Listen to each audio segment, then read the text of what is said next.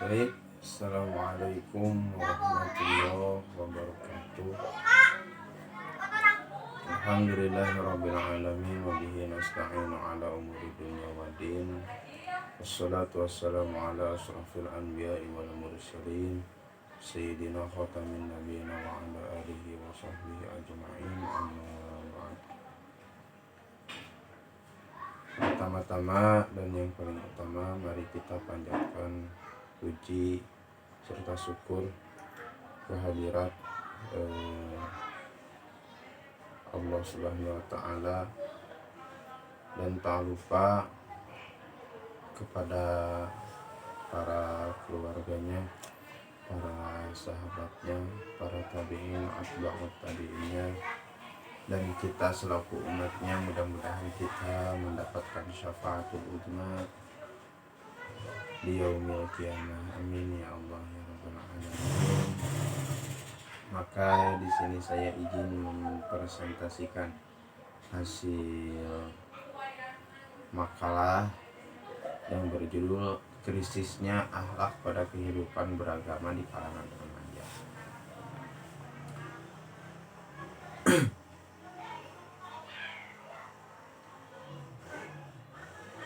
Di kalangan sekarang, khususnya remaja-remaja, baik dimanapun, apalagi kita berada di akhir zaman, maka bukan remaja saja yang sudah kehilangan akhlak dan atau bisa disebut dengan krisis akhlak, baik anak-anak pun sudah sudah hilang adab atau akhlaknya.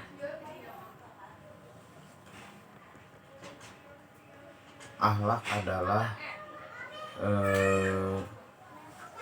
suatu perilaku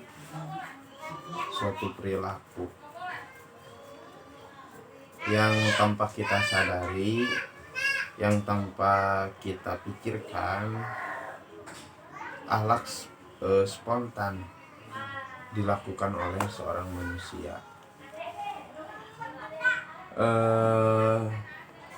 Akhlak berasal dari kata bahasa Arab yaitu kholaqa,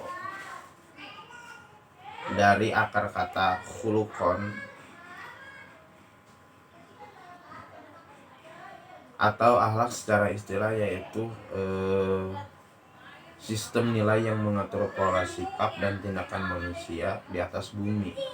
Sistem nilai ini yang dimaksud ajaran Islam dengan Al-Quran dan Sunnah Rasul sebagai sumber nilai serta ijtihad sebagai metode berpikir Islami. Pola sikap dan tindakan yang dimaksud mencakup pola-pola hubungan dengan Allah, sesama manusia atau termasuk diri sendirinya dan atau dengan alam, yaitu hablum minal alam. Itu akhlak.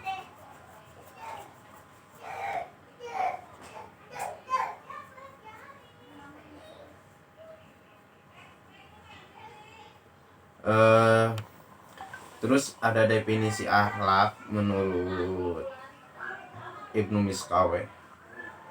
Akhlak adalah sifat yang tertanam dalam jiwa yang mendorong untuk melakukan perbuatan tanpa memerlukan pikiran dan pertimbangan. Itu akhlak.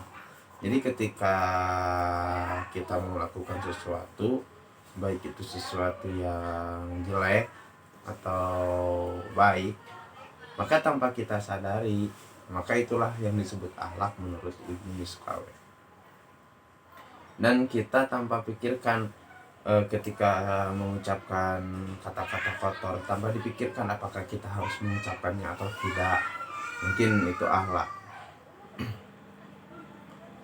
Terus akhlak menurut Imam Ghazali, yaitu akhlak adalah sifat yang tertanam dalam jiwa yang menimbulkan macam-macam perbuatan dengan gampang dan mudah tanpa memerlukan pikiran dan pertimbangan. Itu menurut Imam Ghazali, hampir bersamaan dengan Ibnu Miskaweh. Terus yang ketiga ada akhlak. Menurut Imam Ibrahim Anis mengatakan bahwa akhlak adalah sifat yang tertanam dalam jiwa yang dengannya lahir macam-macam perbuatan, baik perbuatan buruk atau perbuatan baik, tanpa membutuhkan pemikiran dan pertimbangan. Nah, jadi akhlak itu tidak ada pemikiran dan pertimbangan. Tadi sudah dijelaskan apakah kita akan berbicara kotor, apakah kita akan berbicara baik. Nah, maka itu akhlak. Dan akhlak juga menjadi cerminan bagi diri kita. Begitu. Kalau kita melakukan hal-hal yang baik, maka diri kita bisa dianggap baik oleh orang lain.